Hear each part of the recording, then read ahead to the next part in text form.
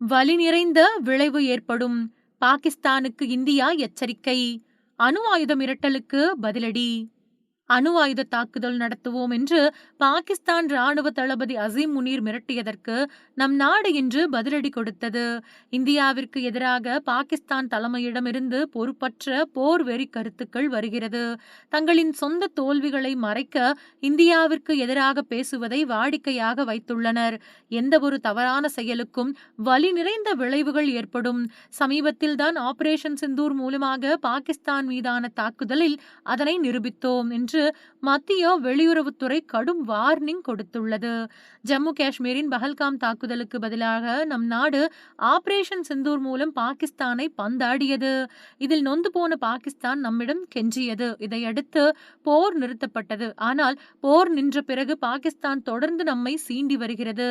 பாகிஸ்தான் பிரதமர் ஷெபாஸ் ஷெரீப், ராணுவ தளபதி அசீம் முனீர் உட்பட முன்னாள் அமைச்சர்கள் நம் நாட்டிற்கு எதிராகவும் மிரட்டல் விடுக்கும் வகையிலும் பேசி வருகின்றனர். இந்த நிலையில்தான் அமெரிக்கா சென்ற பாகிஸ்தான் ராணுவ தளபதி அசீம் முனீர், சிந்து நதியின் குறுக்கே இந்தியா அணை கட்டட்டும் என்று காத்திருக்கிறோம்.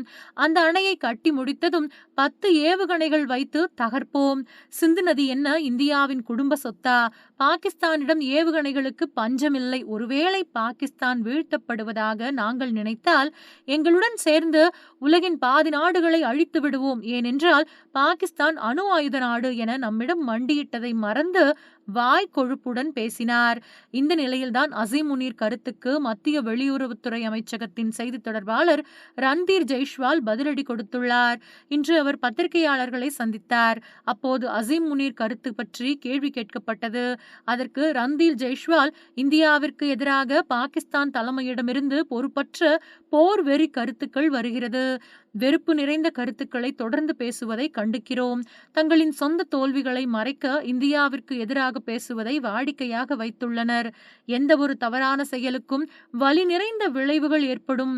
சமீபத்தில்தான் ஆபரேஷன் சிந்தூர் மூலமாக பாகிஸ்தான் மீதான தாக்குதலில் அதனை நிரூபித்துள்ளோம் என்று கடும் வார்னிங் கொடுத்தார்.